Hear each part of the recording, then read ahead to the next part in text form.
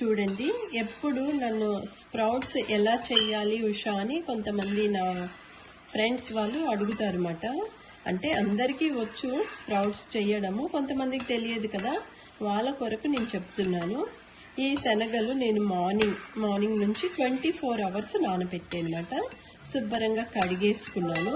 ఇవి స్ప్రౌట్స్ రావాలంటే నేను ఒక బ్యాగ్ చూపిస్తాను. ఆ శనగలు ఆ బ్యాగ్లో వేసి ఒక 3 days అలానే టైట్ టప్పర్వేర్ బాక్స్లో పెట్టేస్తే స్ప్రౌట్స్ అనేవి చాలా బాగా వస్తాయి.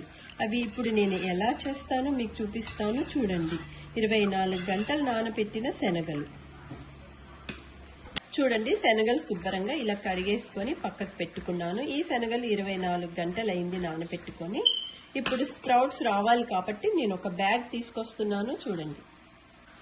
చూడండి, ఒక కవర్ తీసుకున్నాను కదా, ఇది కాటన్ బ్యాగ్ మాట.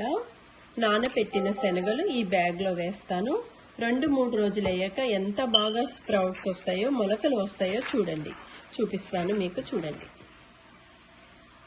చూడండి, ఇప్పుడు నేను ఈ బ్యాగ్లో ఈ శనగలన్నీ కూడా వేస్తున్నాను.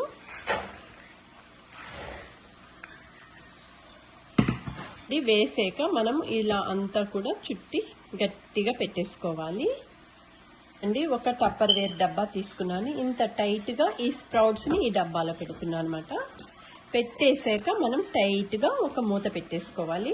2 days అయ్యాక మళ్ళీ మీకు చూపిస్తాను. చూడండి ఎంత బాగా మొలకలు వస్తాయో.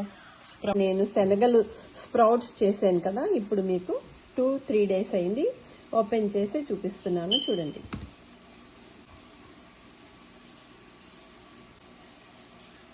చూడండి, ఇందులో వేస్తున్నాను. ఎంత బాగా వచ్చేసాయో చూడండి మొలకలు.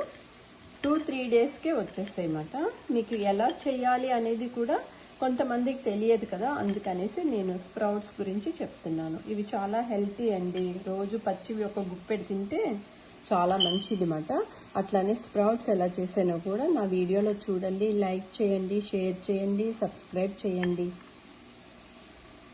చూడండి మొలకలు ఎంత బాగా వచ్చాయో 2-3 రోజులకే.